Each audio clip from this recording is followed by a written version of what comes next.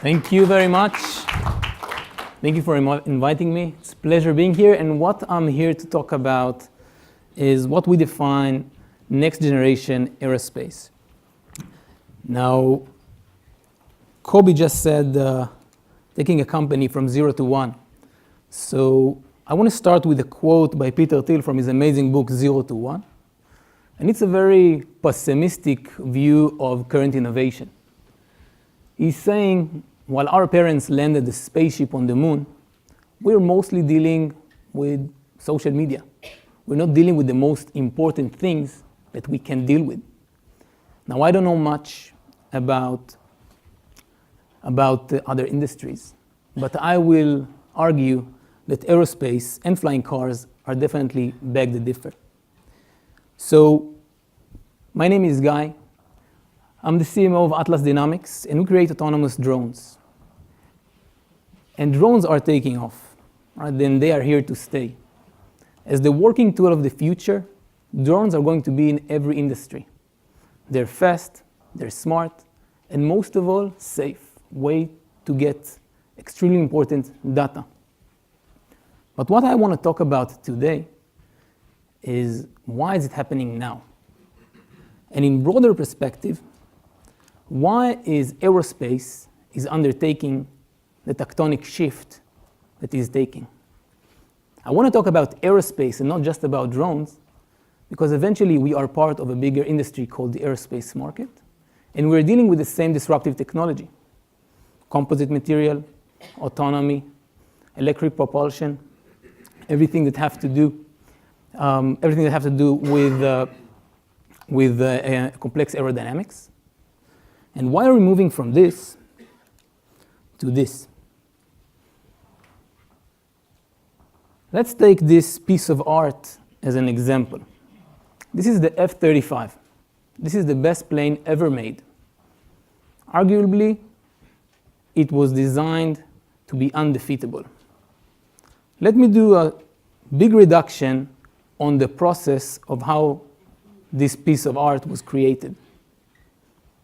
A huge institution with unlimited resources, the US government, goes to another huge institution, Lockheed Martin, and telling them, you have unlimited resources and unlimited time to make something that is not 200% better than the rivals. It's 1,000%. It's undefeatable.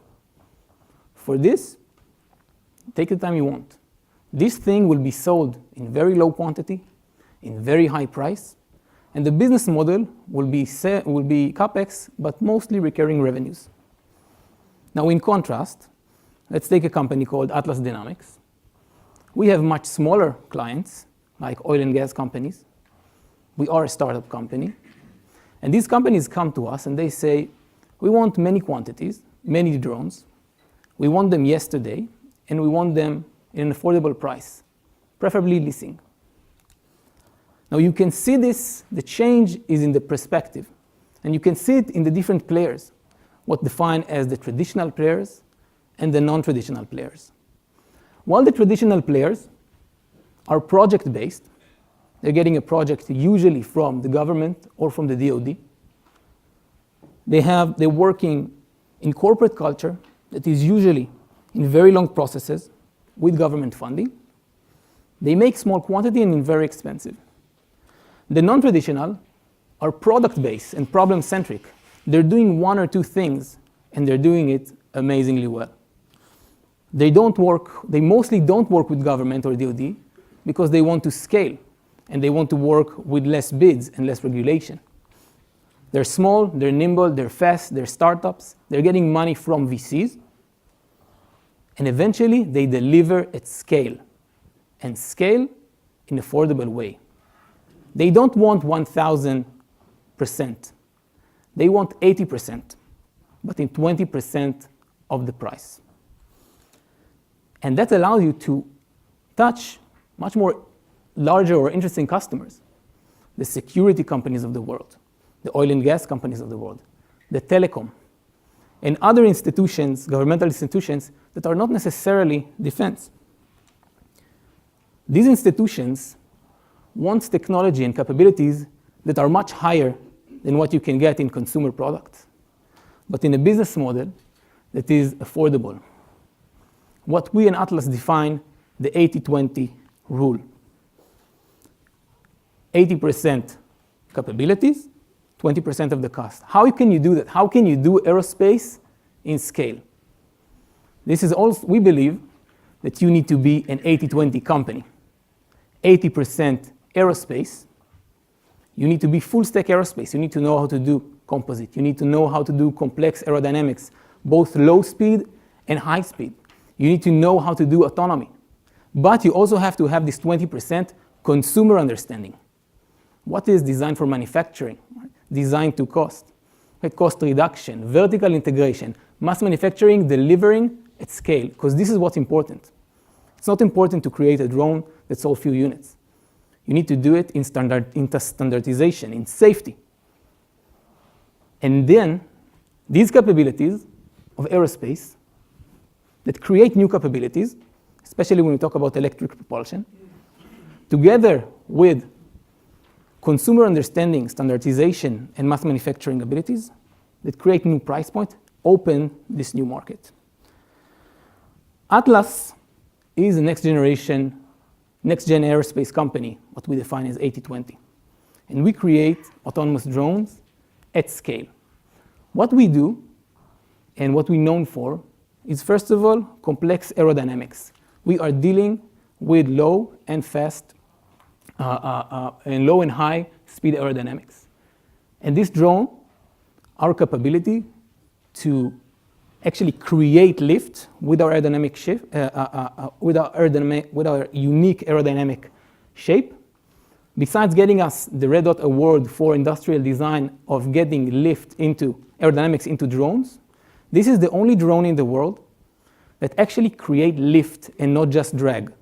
That means that it's better off flying than hovering. That means it can go much further, much longer. We do innovation in electric propulsion mechanism. This is a servo on the back of the drone that allows it to navigate, and therefore allows us to have less auto, mean less electricity, less drag, less weight, more energy efficiency. Autonomy. We have the ability to have the drone as just as a drone, as a tactical unit, or as a fully autonomous drone. And our autonomous capabilities allow us to have adapting control that actually create energy optimization. And last, we're dealing with mesh communication, meaning we have the ability to do swarm. Let's look at an example of how we operate. This is the Atlas Pro, the drone that we're already selling. He's getting a mission. The mission goes to the nest. The nest is the autonomous unit that allows the drone to go out and do his mission. You have the ability to operate few drones in the same time to the same mission, what is defined as swarm. They all go to the same thing. They can do mission allocation between them. Eventually, they have the ability to understand the mission on the edge, something that is very important in the field of drones, because a lot of times you operate where you don't have internet, and you have to understand the data immediately. So I'm coming back to, we understand that there is a revolution. Why is it happening? In a brief, and again in reduction, PwC described design for affordability as something that started after 9/11, and the wars that follow, the wars that changed the money allocation and the war doctrine, and got the army, started from the army, to want things that are in much larger quantities, in much cheaper prices, because it could be expendable. 2008 got this doctrine to shift into the civilian market, and the technology, and especially lean hardware concept that grew at the same time, allowed it to happen. Now, I don't have a lot of time, but let's talk about where is it going. Now, in design thinking, we like doing things that are called analogies. Let's look at a different market, a different institution that have the same threats or opportunities that we have, and see what they're doing. So let's look at the satellite market. Right? If we look at the satellite market, 10 years back, we can see where the drone market is going today. Mostly civilian, VC-backed, and getting into more and more missions that satellites are doing now, surveying, mapping, security. We also see that the space market is going to larger and more affordable cargo taking into space.